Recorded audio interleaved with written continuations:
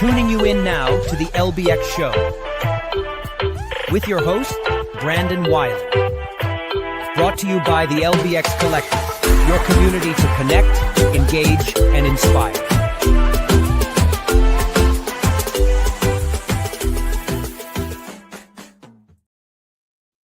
All right. Well, welcome everybody to the latest LBX show. This is number 27 for May 4th. So welcome. You know what? May the 4th be with you.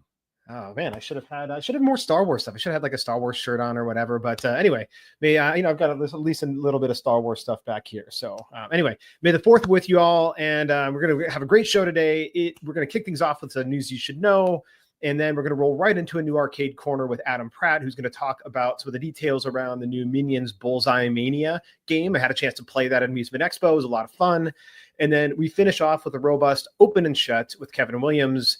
We're going to dig into all the key trends from the latest openings and closings. There are a lot of them, so we're not going to talk about every single one of them. As usual, we typically try to pick the ones that Kevin feels like are going to be the most relevant and talk about the most trends. So anyway, all that being said, let's dive into some news you should know.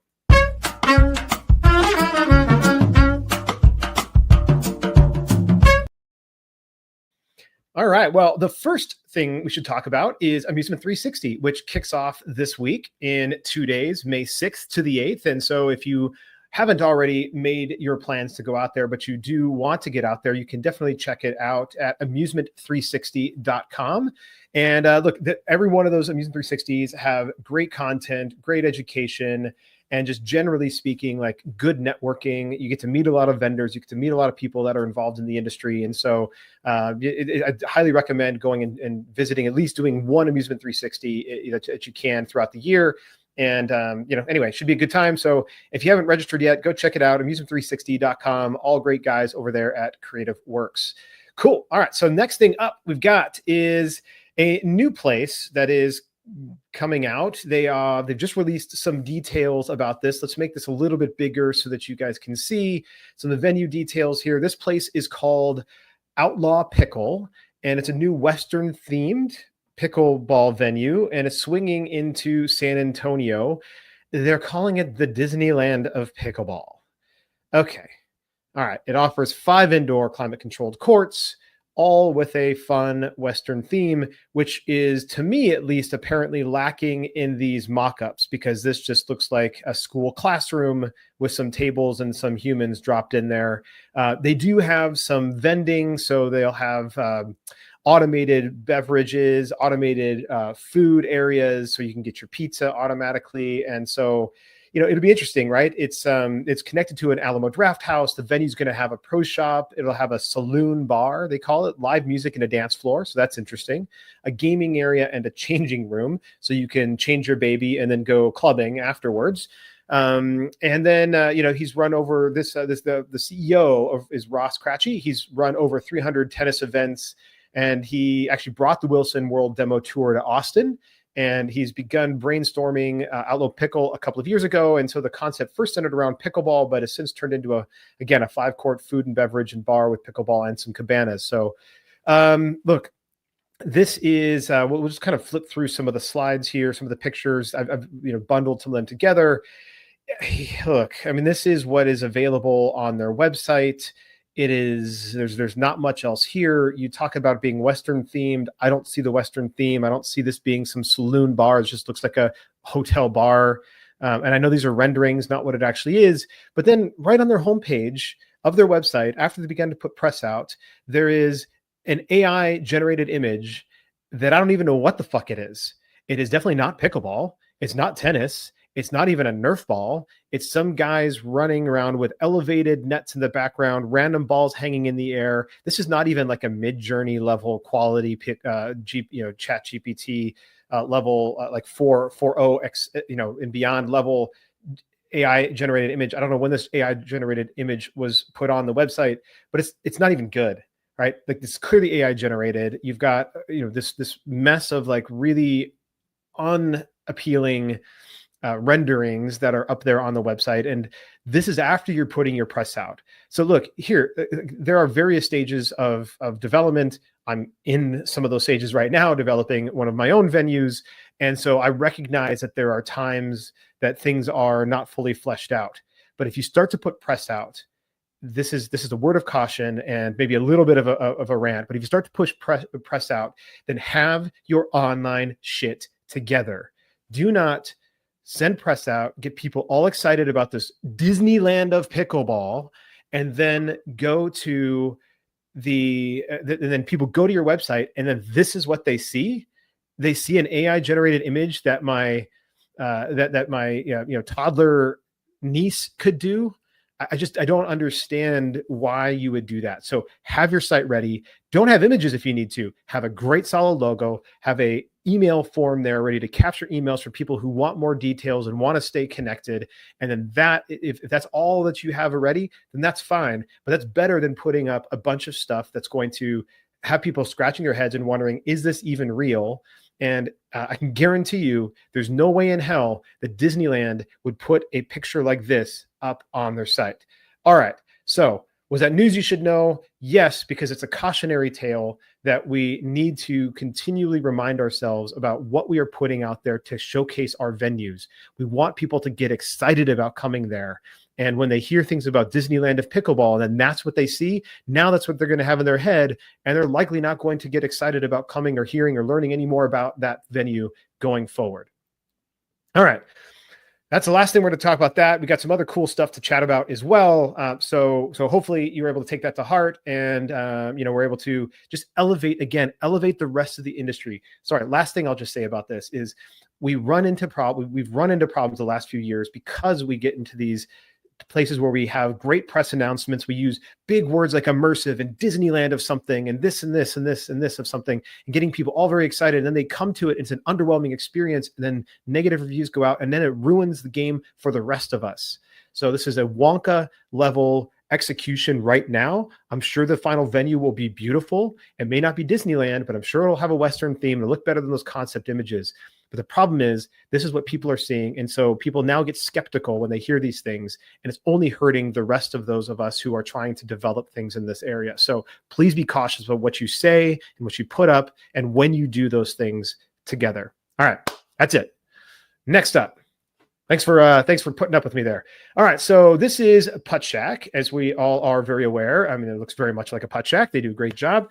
And I love what they're doing here. They're ensuring that guests with sensory processing needs can enjoy a seamless and welcoming experience. So this has been something that has been a key thing for them.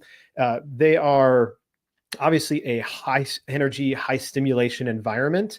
And Puttshack is trying to set a new standard for what it means to be truly inclusive. So they've partnered with a company called KultureCity, and this is with a K, so Culture, Kulture City.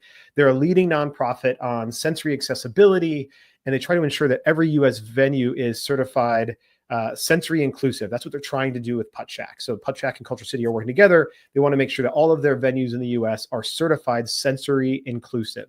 So this means that every part of their guest experience, from training their staff to provide adaptive tools like noise canceling headphones, sensory bags. They're also joining the Autism Acceptance Month, which just ended, but throughout the month of April, they were donating 20% of their revenue from games in April to KultureCity as well. And so they're doing basically associate training. They're trying to have related resources to create consistent, welcoming, and best-in-class guest experiences across all their venues. So they're doing an onboarding process for their in-venue teams. And again, trying to just create sensory awareness within their culture and within their team. And so I just thought it was pretty cool. If this is something that you guys, any of you in your venues are looking to try to do, I would recommend checking out KultureCity. Again, that's culture with a K and then city, those two words smashed together. You can Google that, I'm sure, and find it, or use your whatever your flavor of GPT is. And so that definitely would recommend doing that. So that's Puttshack. Congrats to Puttshack. I hope that the collaboration with KultureCity was successful through April, and that you had a lot of great donations going to them. But love what you're doing. Keep it up. Keep up the good work. All right. Next up, we've got Gaylord Hotels, and they are unveiling their DC Summer. And this is what they call a groundbreaking resort partnership with Warner Brothers Discovery Global Experiences. And this is pretty impressive. I like, honestly, I really like what they're doing. This is not just taking some DC and slapping one little experience on there. They really are truly, like I would say, like it's a full-on takeover of 4 of their Gaylord resorts and remaking them to like all have a bunch of DC related experiences. And the capstone for that is a thing they call the universe of light. And I could not find any images at all of like what this will look like. There was some renderings on their website, which we'll pull up here shortly, of what like the production process went, but like they didn't show a final. And I really wanted to see a final because what they're doing, this Universal of Light, is basically they've got these big, massive, 40 iconic DC superheroes and supervillains. And they've used glowing lanterns that are constructed by artisans from China. This is a type of art that is done in Zhejiang, China, and they basically make tall statues, like 24 feet, up to 24 feet tall. These I would call them, I guess they're statues, but they're like wire frames that are then covered in this global mesh, and then they put lanterns inside and they just glow, and they're all a bunch of DC characters. So it seems like it's going to be pretty cool. They're calling it the DC's Universe of Light, but alongside that, they also have complimentary and paid activities at each destination. So I'll pull up here their website and see if I can pull this up. All right, there we go. So on their website, let's try to make this a little bit bigger and wider. There we go. All right, zoom in, do a little bit. Look at all that. Oh man, that's beautiful. Okay, so within their water parks, they've broken their different DC summer activities across 4 different categories: water park, entertainment, dining, merchandise. And in the water park, they've done 3 things here. They've done their DC Superhero Splash, which is a poolside celebration of superhero games, DC trivia. Obviously, they have their water slides and other DC or DJ spun beats. And then they've got Fun by the Pool. Again, more fun facts, hero spotlight, especially superhero cocktails. So like they're remaking some of their stuff. And then their DC movie night poolside. So you get to watch movies with some of the DC films and have themed snacks and everything else there. And then for entertainment, they've done a number of different things called the Revenge of Riddler Scavenger Hunt. They have their Heroes Mission checklist. You can see some pictures of the kids with their little DC summer checklist here, wearing their capes, which is pretty cute. And then Battle for Justice light show. They have synchronized lighting effects and dynamic laser lights and music and everything else. So probably like a little bit of like a Phantasmic on a much smaller scale for kids related to DCs. And then they have a DC Hero Academy live show. So their friend Finley Powers can hear legendary tales straight from the comics. So it's a ticketed event. Again, some of these are ticketed, some of them are not. But, it's pretty well done. I'll just skip over to the dining here real quick because they've created some pretty neat stuff here. So they've got, cookies that are, have little pows and smacks and other stuff on them. They've got a DC secret menu. So you have a secret code word to access little hero inspired cocktails and apps and desserts at different of the resort restaurants. So that's pretty cool. And then a very specific kids menu with a, bat-sized bites, or if you're hungry as Superman. And anyway, they've really done a good job fully just doing a full DC takeover of their venues. And again, it's only at 4 of them. So it is in their 4 locations that are the Gaylord Texan, Gaylord Opryland in their Palms, and then their Gaylord Rockies in Denver or in Colorado. So anyway, that is the DC Summer. And, Gaylord's DC Summer, what are they? Yeah, DC Summer. That's just what they call it. With their Universe of Light is their main attraction. All right. So that is the DC Summer. And now we want to talk a little bit about this guy here. Super cool deal. And we've got, let's see, this is by a group called NewWaveToys, and it is the classic Skee-Ball experience, but in 1/6 scale. So this is a tiny little guy, 1/6 scale of the Skee-Ball. They've teamed up with, all right, here we go. They've teamed up with retro collectibles leader NewWaveToys to create this. It's basically with all like really, really well done craftsmanship, every little detail works. So there's actually like the bow tie Skee-Ball marquee as well as at the top. There's real ticket redemption, so tickets literally stick out. It's got the lights at the top go. There's actual balls. You can actually play this thing as working lights, sound effects, functional gameplay, and it's pretty cool. So I'm going to share this NewWaveToys because I'd never heard of these guys before. I'm sure some of you have. But this NewWaveToys guys, so here's their pre-sale. So you can come in here, you can pre-buy a Skee-Ball. So actually, I think the pre-sale goes on in 20 days. So you can't buy them quite yet. But in 20 days and 7 hours, 51 minutes, as the countdown shows, you can buy this mini Skee-Ball, and it also has this little sign. But you notice like they actually have also a, and by the way, just for those of you who are not watching, this is $149 for this mini Skee-Ball. You can buy 2 of them for $275. But they have like a mini Zoltar, which is awesome. And he also works these different benches and stools. They have like this old school cigarette machine, some boom boxes, a bunch of really cool stuff. Some other things that they've done in the past as well that are all either coming soon or some of these things have been sold out. So they have a Golden Tee golf set that's actually coming soon as well.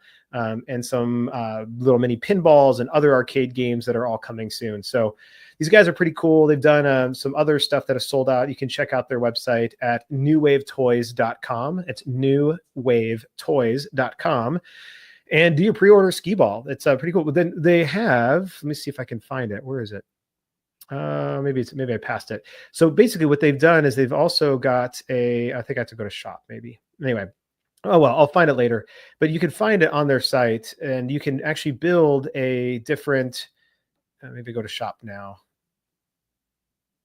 Well, it doesn't matter. It's freezing up on me right now. But you can buy these like little panel walls, and you can hang that are magnetic, and you can hang different signs on. I think the whole idea is you can build like your own little mini arcade with like these walls and other stuff. So that is NewWaveToys. You can buy and build your little mini arcade and have it as like something in your office or in your home or whatever, or have for your kids to have fun doing. So that is NewWaveToys, and that is the mini Skee-Ball, and that wraps up news you should know.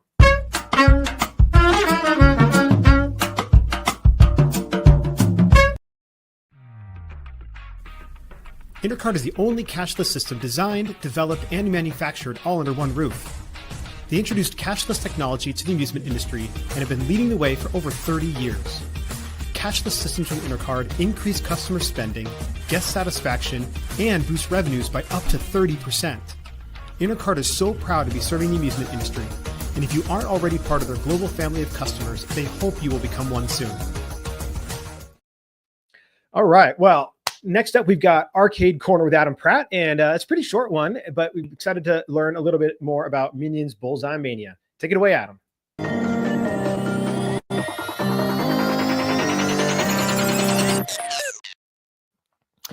Greetings, it's Adam for the Arcade Corner here on the LBX Collective.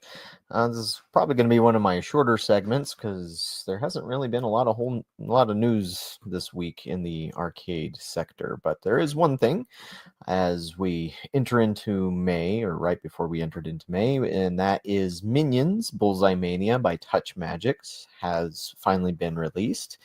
Here's a rendering of the single player cabinet as was sent out and approved by Touch Magics, approved by NBC Universal and Illumination. Here's the dual version. There is a special marquee that can be done for that. The pricing on these, I was a little surprised by how high they were.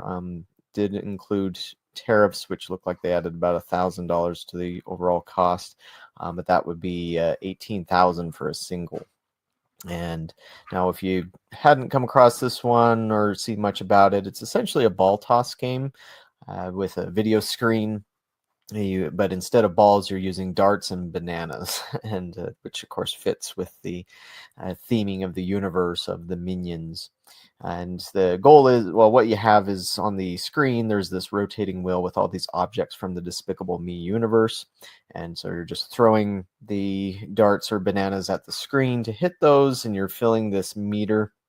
I can't remember if it's called the Minions meter or something else. That's actually the yellow bar that's on the large yellow bar that's on the center of the control panel there. It's actually will show you what your progress is on that. as you're throwing the objects. It's using dynamic addressable LEDs to represent that. It's also on the screen too. But if you hit a certain amount of objects before the timer runs out, then you go to the bonus stage, and the goal of the bonus stage is to hit all of the minions, and they'll be floating up inside of bubbles. And so you have to hit all of them to get the super bonus, which of course is a bit of a challenge. But overall, a simple redemption game that hits a family theme and very recognizable pretty much anywhere in the world, thanks to the minions. But that's pretty much it as far as what has hit the news wires this week. I've been keeping an eye on some other things that are in the works out there. Of course, with May here now, we should be seeing some additional stuff on Minecraft Series 4. That would be publishing tomorrow, most likely. Unless there is some kind of change. Top Gun also coming soon. Last week I'd mentioned Hot Wheels by Adrenaline Amusements, which units have shown up at Dave & Buster's, but without software. It's a little strange that they would ship cabinets without software. It's been done before, but I'm guessing they must be waiting for some final approvals or doing some last minute coding to polish the software before it rolls out. But still, does seem a little strange to me if you're a manufacturer why you would send hardware out but not any software. But that will be at Dave & Buster's pretty soon. I know Cyberpunk's already out there. Cyberpunk Turf Wars from LAI Games is also at Dave & Buster's, which will be there through August. Top Gun, I might be misremembering. That might actually be up until June. I keep forgetting what the exact numbers are on that, or the release dates are on that, as well as the not just, so there's like Top Gun Wizard of Oz is already shipping. Minecraft is coming this month, and then Godzilla, the final chapters to that are also supposed to be sometime this month, hopefully. But Rothschilds doesn't want to. They're not announcing anything until they're actually ready and shipping out. And I know there have been some operators out there really waiting for that. Of course, if you have a Godzilla, that would be where it would be top of mind. A few weeks ago, I had mentioned Harry Potter Pinball by Jersey Jack Pinball. Surprisingly, there still has not been any news on that up to this point. But given that they did start rolling out some teases on it, confirming that it's there, they started taking pre-orders from distributors. That's where it was seeming like they were going to announce it around that time, where they were asking for money already. But my assumption at this point is it has to be sometime this month. And I think they're hurting themselves by waiting too long. Now, of course, sure, there's some people that are going to buy regardless. But for any fence sitters, I think you want to strike when the iron's hot, so to speak. When the announcement first came along, or when you start asking for money, you need to have a reveal for a game, in my opinion, and not keep teasing people with the carrot on the stick sort of thing. But perhaps I'm wrong. And pinball's a whole different beast at times as far as how the marketing's handled on that. It's like, obviously there isn't there are no new Harry Potter movies or books coming out or anything. I guess there's a TV series in development, but still, how licensing works in the arcade and pinball industries often doesn't have to be tied to something like a major IP release. Of course, later this year we'll have Tron Ares. I haven't heard anything, and that would be the third of the Tron movies, which have a pretty strong arcade connection, particularly from the very first film back in 1982. But yeah, I haven't heard anything from this third one, if it'll have any arcade connections in it at all, as Disney's marketing towards it has been a lot more muted than Tron Legacy's marketing push was. So we'll have to wait and see if they'll do anything for that this summer, and whether or not anybody in the industry will happen to tackle that. But other than that, I know Soda Slam from Allen One is now on test here in Utah, where I'm located, and I've heard that's been doing very well. contest so far. And that's about it, aside from some things in Japan, which may not be wholly relevant to what we see in the market here. But that's this shorter edition of Arcade Corner. Thanks for watching. We'll catch you next week.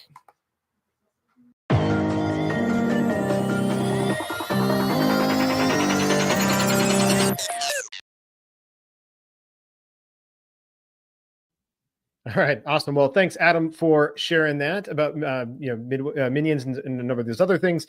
So I really just hope that I had a chance to play the Minions Bullseye Mania at Amusement Expo, and it was a lot of fun. I actually really enjoyed the game. I think it's a great game. I think it's just another one.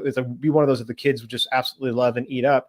I do hope, though, that the bananas that they were using, at least at Amusement Expo, I know because it was like a little bit of a demo there, were really hard. They actually weren't soft. Like the other part that you were throwing at them was like kind of squishy and soft, but the banana was like actually hard plastic, and you're like chucking them at the plastic that's protecting the screen. I just feel like it's going to get, you see like little marks already on it, just going to get dinged up. So I really hope that the bananas have a little bit of a better like squishier texture to them, and they're not that hard banana. Bananas aren't hard anyway, so I don't know why the other one was soft and then the bananas were hard. It should have been opposite, if anything. But anyway, so that's my only thing there. And all right. So after this quick break, we'll jump into Open and Shut with Kevin Williams. If you run a location-based entertainment brand and want to attract more visitors, check out Radius. They use real-time location data and customized marketing strategies to help brands like yours stand out. Radius can boost your foot traffic and build a loyal customer base. Plus, they're offering a complimentary local market analysis to show you exactly how they can help you grow. Curious? Visit radius.co and ask about your free market analysis. That's RAYDIUS.co.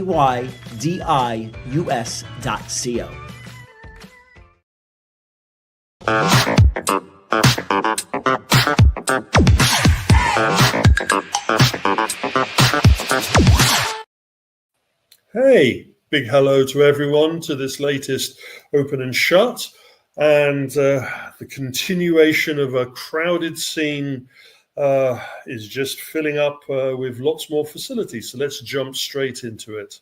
All right, sounds good. As always, pause the video as I zoom through these. And so really the first one that I'm going to spend some time on is our friends at F1 Arcade.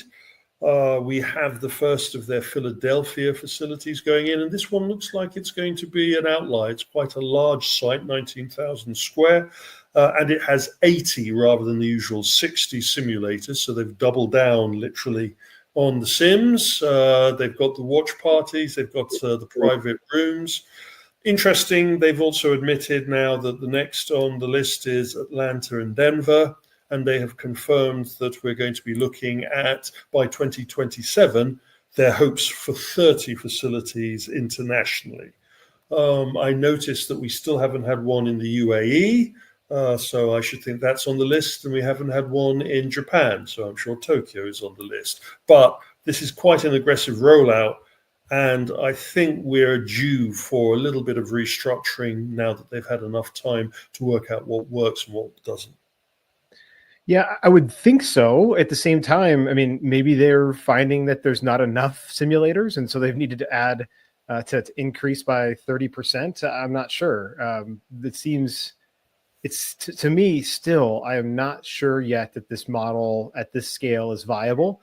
But at the same time, I've not been in one. I've not been able to see how busy it actually is beyond beyond all the demo reels and everything else that they put out there, right? With obviously actors playing and hanging out.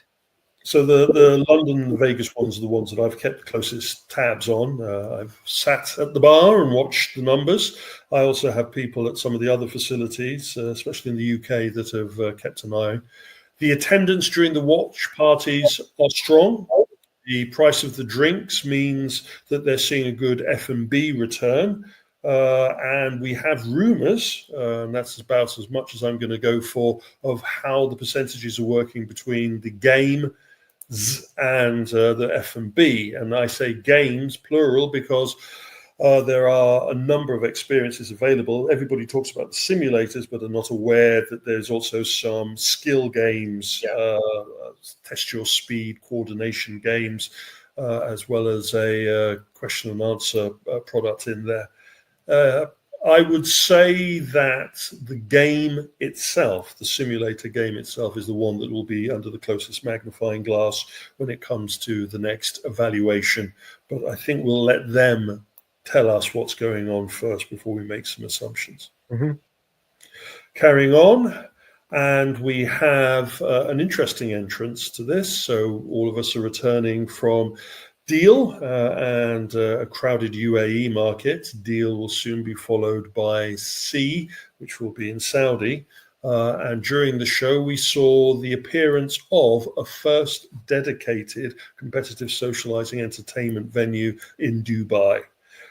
Called Hush, interesting name. It has gone into a special area called the Social District, which has about 22 food venues in there offering unique, bespoke, gourmet meals. It also has a special license, so it can operate from 12 in the afternoon till 2 in the morning. And it has a whiskey and cigar lounge, as well as full cocktails. So this is a migration for the UAE market of proper outdoors drinking, as it were. This is, rather than it just being something that's done in hotels, in private at home, or in selected restaurants, this district seems to have been earmarked for the beginning of the change, which a number of us have been waiting to happen within the UAE sector, as well as in the Saudi sector. This venue is the first one to have string bowling, or duckpin bowling in the Middle East. It is the first one to have dedicated AR darts. It is the first one really to be a big push for competitive socializing within the region. And surprise, surprise, it is partnered with our friends at ASI, one of the largest distributors in the UAE. So no surprise about the Amusement edition, but we have all of the usual can come to expect from a competitive socializing venue, though I would argue that the themality is a little bit on the generic. But then again, we need to get out there and try it before we make too many assumptions from the video. Yeah. I mean, it looks, at least they've blended together a number of different competitive socializing games. It looks like what a D&B social might look like if Dave & Buster's had taken some of their social bays and put them into a separate venue. You know, they've got some still games. Could happen. Yeah, it still could, right? I mean, but they have some games, but obviously not the same level of weight that Dave & Buster's would put towards their arcade.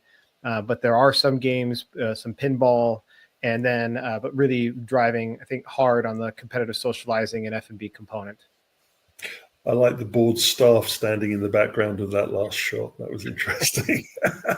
It is what it is. It is a new market entering competitive socializing and testing the water, like we saw with the first of the Tokyo competitive social venues, and as we can expect to see in other markets. My only concern about Hush is it generic enough? Or is it too generic to stand out as a competitive socializing rather than just a nightclub bar approach? Moving on, and we come to our attack from Asia. It can't go without a week without mentioning our friends at Genda. Genda for Adam.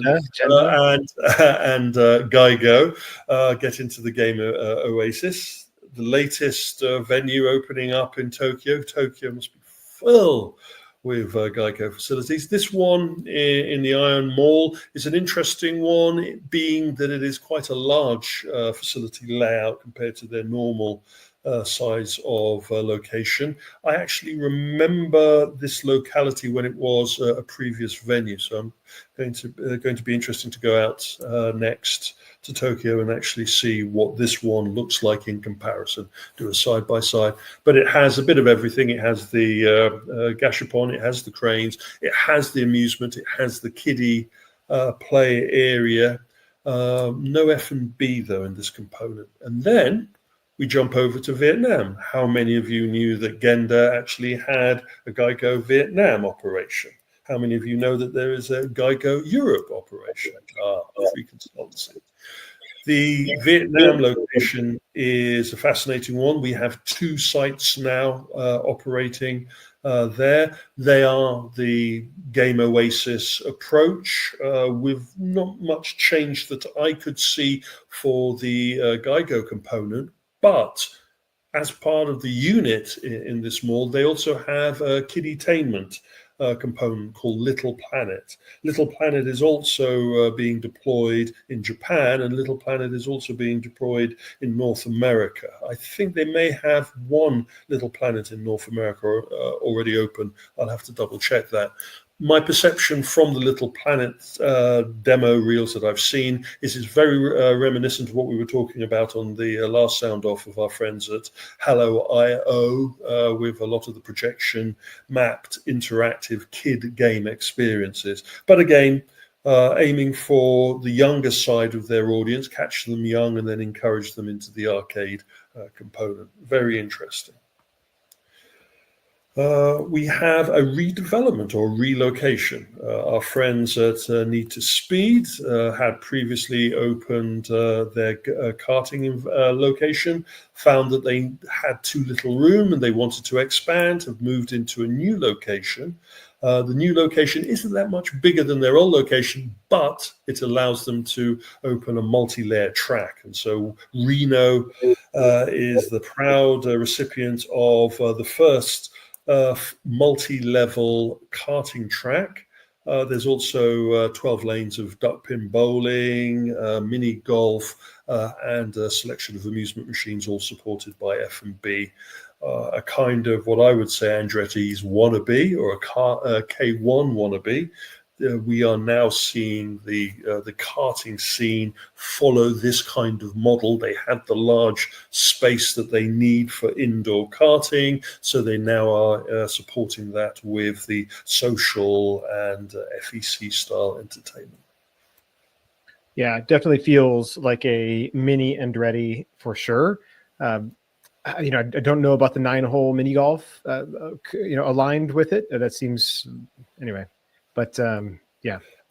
Obviously, someone suggested they do the spaghetti and put a bit of everything in there. Yeah. I wouldn't be surprised if that 9-hole gets removed and used for some kind of attraction down the road. Or they may have found that in that the Reno area, this is a perfect addition to the mix. We will see. Yeah, it looks like they also, by the way, have outside yard games. They have ping pong. Some foaling, so the football bowling, which I'm surprised to see in Reno. It tends to be more of a Midwest popular thing. And a cornhole setup as well. Yeah, which the cornhole is free, but apparently you pay for the football bowling and the ping pong.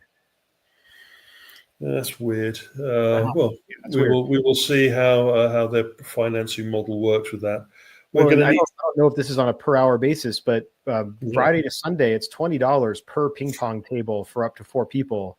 So I don't know if it's per hour or how long you're reserving it, but that seems to me to be a bit pricey for some ping pong. Something unless you're like a spin, right? Like, in your whole concept is built around ping pong and that kind of thing. Like, just having it as a yard game outside and having to pay for it seems interesting. It's still pricey, and you are tying up systems where if you keep it free and easy, then you can chuck people off and chuck people on. Nailing it down to an expensive cover charge will cause a bottleneck. We will wait and see. Yeah. One of the most, for me, important developments this week in the new list of new openings. We will go into a lot more detail of this in the coming sound off, but we have Five Irons undertake a move that I've been speculating for some time, which is stepping into the FEC side of the business. So rather than just running a golf simulation operation, they have now pivoted into adding FEC to their mix. They have been doing this quietly through what they call their Detroit duckpin bowling setup, but they have now admitted that their Ohio facility that will be opening up later, I think in the next 3 months, if the sources are correct, will incorporate the addition of an FEC component to the golf simulator component. It is interesting, the space that they're going into in Shaker Heights is an old golf simulation facility. Not that old. The 1899 golf chain, which still has 2 operating sites, closed the Shaker facility in 2024, 2025. And our friends at Five Irons have been rushing to deploy into that space. But this is the beginning of what I think we'll be seeing from a number of the single entertainment operations as they suddenly work out that being a mule is much more profitable than being a single entertainment experience. So let me ask: is the 1899 Golf and Social Club no longer, and now they've just and so the Five Iron is coming in to take over, or is Five Iron branding this new concept as 1899 Golf and Social Club? What's your sound off? Well, all right, yeah. I guess we'll know shortly. But yeah, I mean, this is interesting. I'm looking forward to having a deeper conversation about this. We don't need to have that on this show now, so we can we'll have a deeper conversation about that on the sound off coming up in a couple of days. Sorry to be mysterious about it, but hey, let's keep them wanting more. Yes. Interesting developments. Again, something that we've been expecting to happen is that for the pubco, the public and trade, especially in the UK, to finally bite the bullet and admit that competitive socializing is a thing and not just a derivation of their beer and Skittles approach to hospitality. And we have seen one of the large chains step into the ring with their interpretation of a converted pub towards being a competitive socializing and sports watching environment under the brand new name of Grandstand. The Tipton facility, bar, Gospel Oak, has been turned into Grandstand. Grandstand used to be the name of a sports television program from the 1970s. So obviously the executives there are showing their age. And the competitive socializing that they've added is some darts, standard darts, and some pool tables, standard pool tables. So they haven't gone for any gamification, but they have gone for a much more competitive socializing menu, layout, and watch party vibe. It will be interesting to see if they bite the bullet and then add some more gamification to the space, or if they're going to stick to their laurels and just survive with those 2 entertainment aspects. I mean, this seems to be a daunting upgrade if they do intend to go and make these changes to their 1,300 additional locations that Marston's already has out there in the UK. I doubt that they will do that. A lot of those facilities are actually pubs as components of a hotel. So, the mix of trying to put a competitive socializing spin on a pub that is part of a hospitality for a hotel would be out. I expect that they will suck their thumb, evaluate the numbers, see the lay of the land, and then start cherry picking which are the best locations to be turned into grandstands.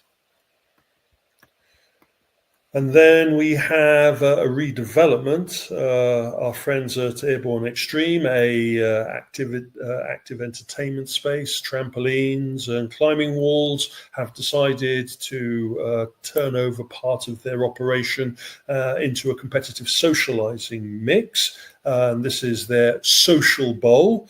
Someone stayed up all night to come up with that name, I'm sure. And this is an interesting mix of everything, kind of getting Hush vibes, though not to the same themality, but definitely the same approach. We have the very strong Lasertronic dart system. We have some blacklight pool tables. We have also some selected amusement and selected F&B in support of this. So an example of an entertainment facility parachuting in a competitive socializing element so they can have some after dark revenue. Yeah.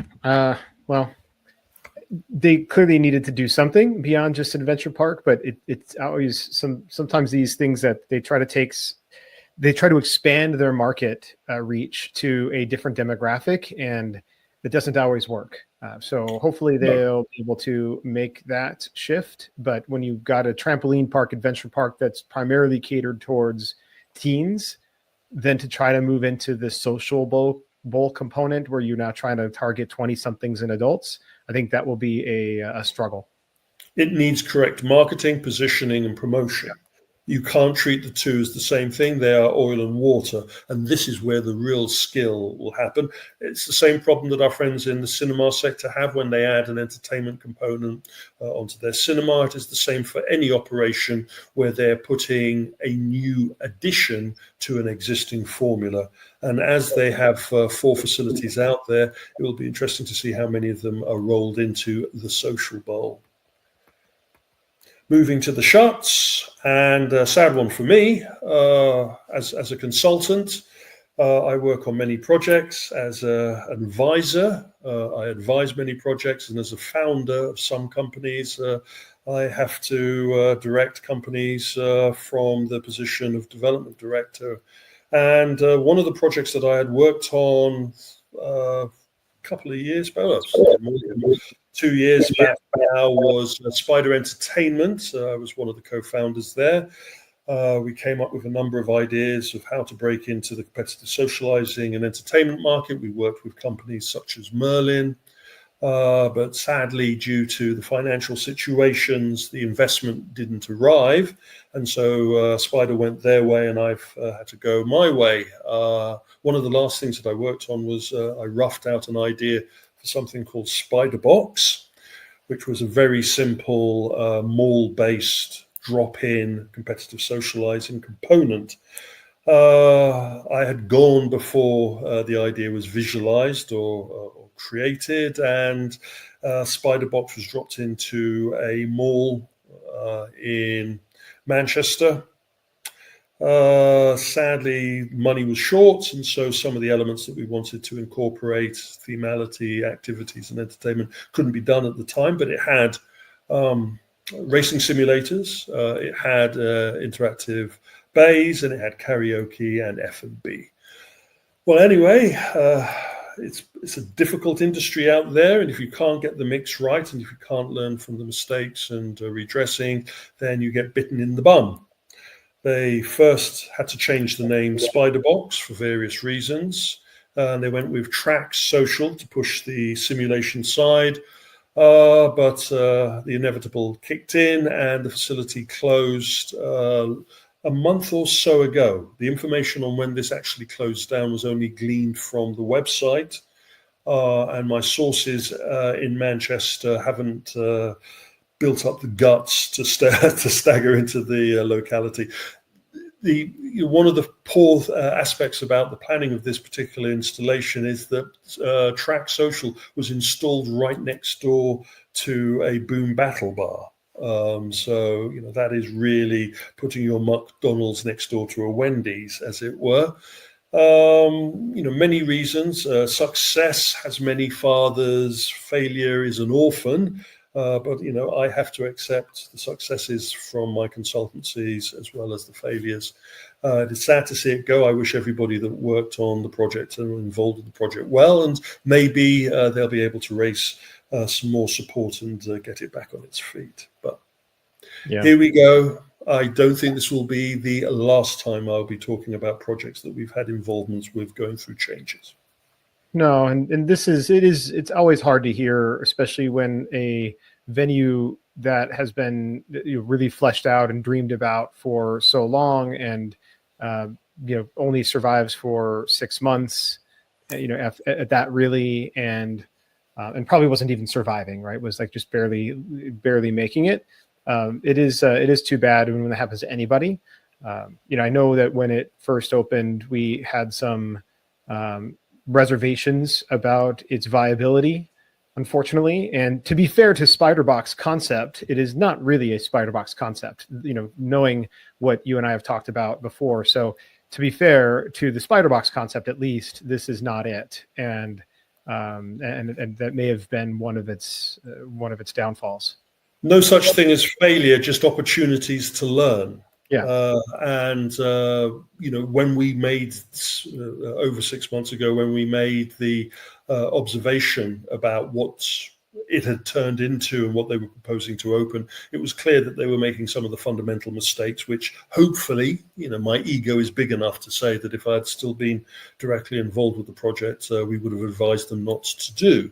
That said, those lessons are important. And one of the things I do as an advisor and as a consultant is I like to pass on the lessons learned so others don't fall into the same heffalump traps that others do. That said, it is also important for operators to listen to their advisors and consultants. Not everything that they say is going to be accurate, but at least having a second opinion rather than being in an echo chamber is essential. Mm-hmm. A surprise one for me here. I hadn't come across particle ink. I had to do some research into this when it appeared on my radar this week that they had actually finally permanently closed. It's best to call it an AR experience, live experience, projection mapping, live actors and performers, themed cocktail environment. It sounds quite a fun, I would go as far as saying a Meow Wolf style experience. Started originally in the Arts District in Vegas and then was snapped up by the Luxor and placed in there in its own unique location. The Luxor can be the kiss of death to a lot of entertainment concepts. I've charted over the years concepts and opportunities that have found success and then been parachuted into the Luxor only to disappear with a whimper and a whine. The nice thing about the situation with Particle Ink is that the team behind it understand the reason why they couldn't survive in the Luxor, which is due to, so we say, a different opinion to how the location should be operated. And they're now talking about taking the proven success of Particle Ink, because it was a successful implementation, and they're going to drop it into a new locality, maybe even a new city away from Vegas. Whatever the case be, I wish them a lot of luck, and I look forward to actually having a chance to try it next time. Makes me wonder what other hidden gems are lurking in the art district in Vegas. Yeah. I'd actually been familiar with Particle Ink. I've never had a chance to actually check it out, but was familiar with it. And it might have been, I think even Christine back in the day, Christine and I talked about it on one of our old LBX daily shows when we were still doing daily shows. And I think it's probably I would say it's like a Cirque du Soleil or meets a cabaret show meets Meow Wolf. And I think just the cost of delivering it on a regular basis, if you don't have the throughput in the audience, was probably just too much, in addition to maybe the rent and everything else. But it also had a lot of augmented components with your phone and had digital NFTs and other things that you could collect. And so it's very interesting elements to it. I read. Yeah, exactly. Very interesting. But to your point about Luxor, this is one of my biggest concerns about Playground.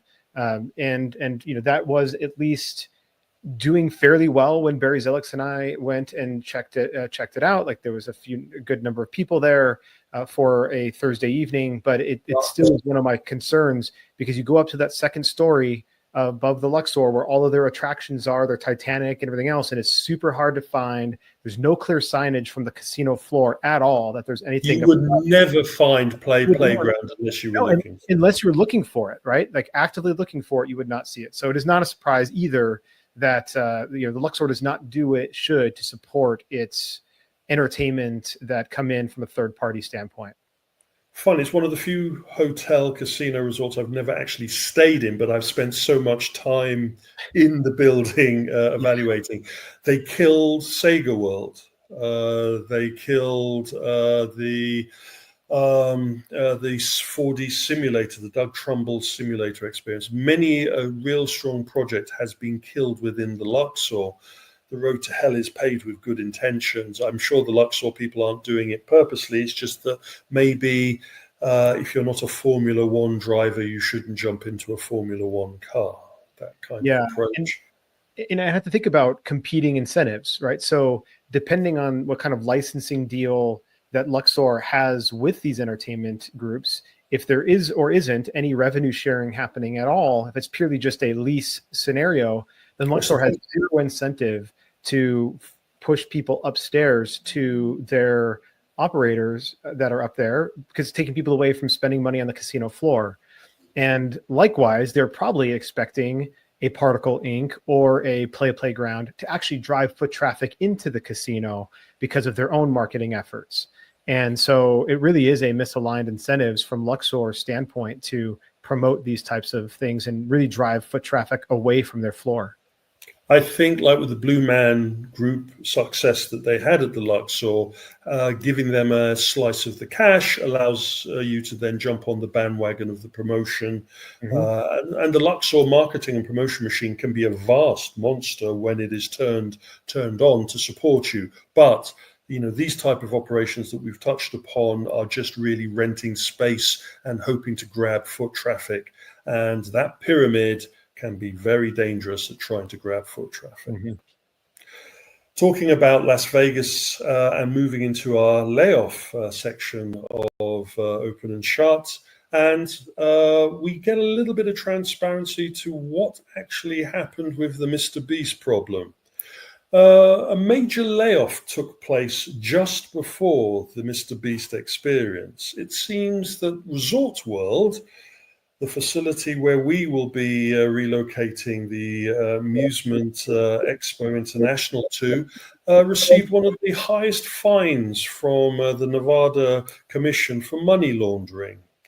It seems from the reports that were given to us by the Las Vegas Sentinel and the other media out there that 10 million was leveled against the venue in fines. And as soon as those fines were announced, the Resort World management decided to lay off a considerable number of staff. We've had various numbers of how many people were laid off. 50 is one number. I've actually heard higher than 50. Either way, all of these people got gone as soon as this happened in March. And of course, I think a lot of the people that would have been involved in the Mr. Beast experience were not there and could not, continue the operation. And for some reason, the Resort World management didn't cancel or suspend the event. That is the current version that we are being fed. Again, if anyone has more information or needs to correct what I've just said, we are always open to make corrections here. Moving on and talking about further departures from the Vegas staffing, I call this a barometer of recession, sadly. One of those things that I keep a close eye on are barometers that tell me the financial health of various states. Hotels, transportation, hospitality are examples where if you start to see retailers close, if you start to see restaurants or hotels starting to lay off staff, even while they still stay operational, then you know that people aren't spending as much, or companies are girding their loins and protecting their bottom lines of financing. And so we have MGM Grand and all of the 6 properties that fall under the MGM Resort chain of businesses turning around and deciding to cut overheads regarding their live concierge service. So when you check in, there will be no more concierge from a human being. It will be all kiosk-based or direct based. I'm sure it'll be done by a phone app of some sort. But that has cut at least 100 positions from these various chains. And we are led to believe that other hotels, casino, resorts within the catchment of Las Vegas will be going through the same process. So we'll watch this space. Yeah, I think as AI agents get even better and better and better, and as I always say about AI, this is the worst it's going to be. So that means when it's already so good, it's only going to get better. These are the types of jobs, at least in the hospitality space, that we will begin to see. But you will see a ripple effect through any telephone customer support, et cetera, as well as, again, AI agents really become much more powerful, especially connected to internal bookings tools and point of sale tools, where They don't have to necessarily navigate the web to do some concierge work for you. They can navigate internal systems and be much more intricately connected, and therefore less susceptible to mistakes that a more generalized agent might run into. I wouldn't be surprised within the next few months we see the little black box by the side of your bed in most hotels removed. I think the phone that is ubiquitous in most hotels internationally will be removed for an AI Siri style agent system where you will shout at it and it will deliver whatever you need. And when that your paper, if you're still reading a paper, or those extra towels turns up at your door, it will be a robot delivering it rather than a bellboy. The last time I was in Vegas, we had robot service, and I looked at the phone next door to the bed and said, your time is limited. Now we need to work out what you can do when you collect all of these phones from the hotels, what you can turn them into. But art installation in one of their new locations, I'm sure. Yeah, a nice art installation of phone records. Be prepared for these type of jobs to be superseded by the AI tools that are coming forward, both on your phone and through specialist kiosk systems. But I'm sure we will touch upon the AI side in a later sound off, I'm sure. Anyway, that's it from the main lookouts that I've seen. Anything that I touched upon that you want to reiterate? No, I think it was a great open and shut, and looking forward to the next one. Always a pleasure. Speak to you soon.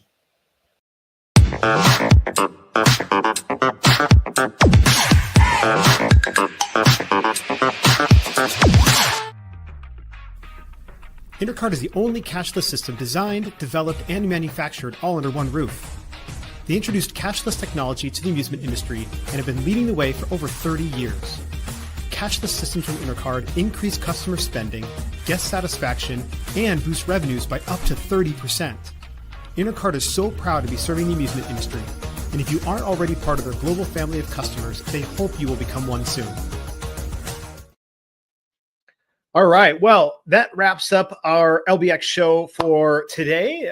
And you know what? We've got just a little reminder about LBX Galaxy. This is our online community where we're constantly sharing different things. And so I highly recommend you join that and get sharing and get learning and get connecting. And you can scan that QR code or visit lbxgalaxy.com.